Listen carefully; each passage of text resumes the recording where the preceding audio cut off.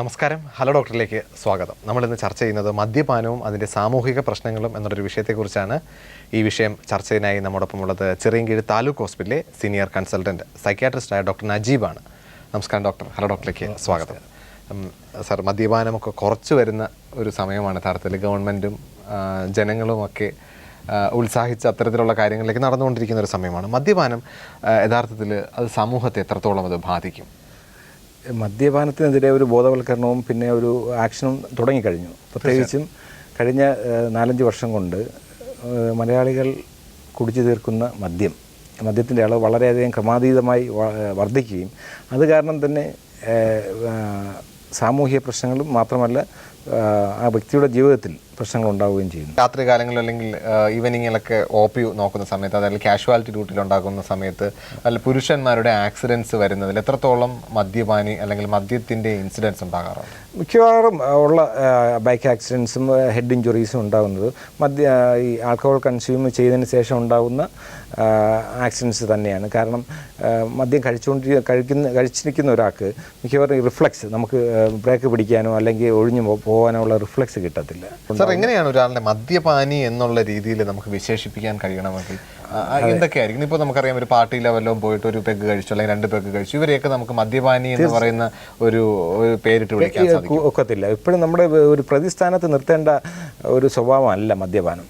മദ്യത്തിന് അടിമ ആവുമ്പോഴാണ് ഇത് വലിയ പ്രശ്നങ്ങൾ ഉണ്ടാകുന്നത്. മദ്യം കഴിക്കുന്നത് ഒരു തെറ്റാണെന്നോ അല്ലെങ്കിൽ ചിലപ്പോൾ റിലീജിയസ് ബാക്ക്ഗ്രൗണ്ടിലോ അല്ലെങ്കിൽ അല്ലാത്ത രീതിയിലോ ഒക്കെ ഇത് തെറ്റായിരിക്കാം. പല മതപരമായിട്ടുള്ള നിബന്ധനകളുണ്ടായിരിക്കാം. പക്ഷെ അല്ലാതെ തന്നെ ഒരാൾ മദ്യം കഴിക്കുകയാണെങ്കിൽ അമിത മദ്യത്തിന് അല്ലെങ്കിൽ മദ്യത്തിന് അടിമയാകുമ്പോഴാണ് പ്രശ്നങ്ങൾ ഉണ്ടാകുന്നത്. സർ, മദ്യപാനത്തെ സാർ നേരത്തെ പറഞ്ഞ പോലെ റീഹാബിലിറ്റേഷൻ, ഇത് എത്രത്തോളം ഫലപ്രദമായിട്ട് നമുക്ക് നടപ്പിലാക്കാൻ പറ്റും? ഒരുപാട് പേരുണ്ട് മദ്യപാനികളുണ്ട്. മദ്യം എത്ര വില കൂട്ടിയാലും, എത്ര നമ്മൾ കുറച്ച് കഴിഞ്ഞാലും, എന്തെങ്കിലും അതിൻ്റെ അവൈലബിലിറ്റി കുറച്ച് കഴിഞ്ഞാലും മദ്യം എവിടെ പോയി വാങ്ങിച്ച് കഴിക്കുന്ന, എത്ര രൂപ മുടക്കിയും വാങ്ങിച്ച് കഴിക്കുന്ന ഒരു സമൂഹം നമ്മളെ മുന്നിലുണ്ട്. ഇവരെ നമുക്ക് എത്രത്തോളം, എങ്ങനെയാണ് അതിൻ്റെ ഒരു സയൻറ്റിഫിക് ആയിട്ട് നമുക്ക് റീഹാബിലിറ്റേറ്റ് ചെയ്ത് കൊണ്ടുവരിക? ഇപ്പോൾ തന്നെ ഗവൺമെൻറ് ഡി അഡിക്ഷൻ സെൻറ്റേഴ്സ് തുറക്കുന്നു. പല താലൂക്ക് ഹോസ്പിറ്റൽ മുതൽ അങ്ങോട്ട് ഗവൺമെൻറ് സെക്ടേഴ്സിൽ ഡി അഡിക്ഷൻ സെൻറ്റേഴ്സിൻ്റെ പ്രവർത്തനം ഫസ്റ്റിൽ നമ്മുടെ ഇപ്പോൾ തുടങ്ങിക്കഴിഞ്ഞു, അല്ലെങ്കിൽ അതിനുവേണ്ടി ഫണ്ടുകൾ അനുവദിച്ചു കഴിഞ്ഞു.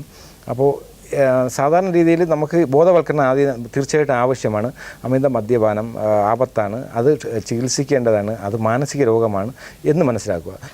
പലപ്പോഴും ക്രൈം, സാർ നേരത്തെ പറഞ്ഞു, ക്രൈം നടക്കുന്നത് പലപ്പോഴും മദ്യത്തിന് അടിമ അല്ലെങ്കിൽ മദ്യം കഴിച്ചുകൊണ്ടാണ് എന്ന് പറഞ്ഞു. അത് സമൂഹത്തെ അല്ലെങ്കിൽ ഗുണ്ട ആക്ട് പോലെ അല്ലെങ്കിൽ ഗുണ്ടകളുടെ പ്രവർത്തനമോ അത്തരത്തിൽ ഏതെങ്കിലും രീതിയിൽ മദ്യത്തിൻ്റെ ഉപയോഗം കുറയ്ക്കുന്നതിൽ മുതൽ ക്രൈമിൻ്റെ അളവ് നമുക്ക് കുറയ്ക്കാൻ തീർച്ചയായിട്ടും. കാര്യം ഇവരറിഞ്ഞുകൊണ്ടല്ലേ ഈ ബ്ലാക്ക് ഔട്ട്സ് എന്ന് പറയുന്ന ഒരു കണ്ടീഷനുണ്ട്. അതായത് മദ്യത്തിന് അടിമയായ ഒരു വ്യക്തി 1-2 പെഗ് കഴിച്ചതിന് ശേഷം പിന്നെ എന്താണ് സംഭവിക്കുന്നത്, ആരോടെയാണ് സംസാരിക്കുന്നത്, എവിടേക്കാണ് പോകുന്നത്, എന്താണ് ചെയ്യുന്നത് എന്ന് അവൻ അറിഞ്ഞുകൂടാ.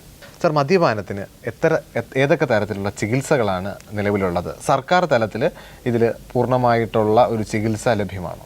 സർക്കാർ തലത്തിലെ ഇപ്പോഴത്തെ കണ്ടീഷനിൽ വളരെ കുറച്ച് സെൻറ്റേഴ്സിലെ ഡി അഡിക്ഷൻ ട്രീറ്റ്മെൻറ്റ് ഉള്ളൂ. പ്രത്യേകിച്ച് മെൻ്റൽ ഹോസ്പിറ്റൽ പോലുള്ള അല്ലെങ്കിൽ ജനറൽ ഹോസ്പിറ്റൽ പോലുള്ള വലിയ ഹോസ്പിറ്റലിൽ മാത്രമാണ് ഡി അഡിക്ഷൻ വാർഡുകളുള്ളത്.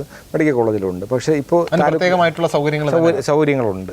കാര്യം ഇവരെല്ലാം ചില കണ്ടീഷനിൽ ഞാൻ പറഞ്ഞല്ലോ, മദ്യം നിർത്തുമ്പോൾ ഈ ശാരീരികമായിട്ടുള്ള അസ്വസ്ഥതകളുണ്ടാകും, ജന്യം ഉണ്ടാവാം, ഇറങ്ങി ഓടാം. അപ്പോൾ അങ്ങനെ പ്രത്യേകിച്ചുള്ള റൂമുകളിലും വീഴാത്ത കട്ടിലും ഒക്കെ വേണം. പിന്നെ അതുമാത്രമല്ല, ഇവർക്ക് ഭയങ്കരമായിട്ടുള്ള മാനസിക പ്രശ്നങ്ങളുണ്ടാവാം. അപ്പോൾ സൈക്കാട്രിസ്റ്റ് അവിടെ ഉണ്ടായിരിക്കണം. അതിന് പുറമേ തന്നെ ഇത് ഇനി മദ്യം കഴിക്കാതിരിക്കാനുള്ള കൗൺസിലിംഗ് കൊടുക്കണം. സൈക്കോളജിസ്റ്റ് അവൈലബിൾ ആവണം, കൗൺസിലേഴ്സ് അവൈലബിൾ ഉണ്ടായിരിക്കണം, കൗൺസിലേഴ്സ് വേണം. അപ്പോൾ ഇനി മദ്യം കഴിക്കാതിരിക്കാനുള്ള കാര്യങ്ങൾ ചെയ്യണം.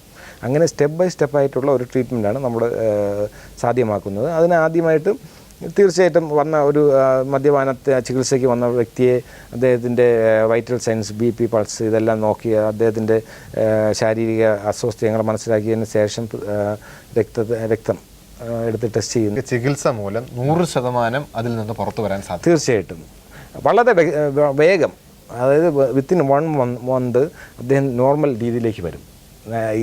അതുമാത്രമല്ല ശാരീരിക പ്രശ്നങ്ങൾ മാറ്റം വരുന്നു, മാനസികമായിട്ടുള്ള പ്രശ്നങ്ങൾ വരുന്നു, പ്രശ്നങ്ങൾ മാറ്റം വരുന്നു. അങ്ങനെ തീർത്തും ഒരു നോർമലായിട്ടുള്ള വ്യക്തിയായിട്ട് വിത്തിൻ 1 മന്ത് അദ്ദേഹം ജീവിതത്തിലേക്ക് തിരിച്ചു. അതെ.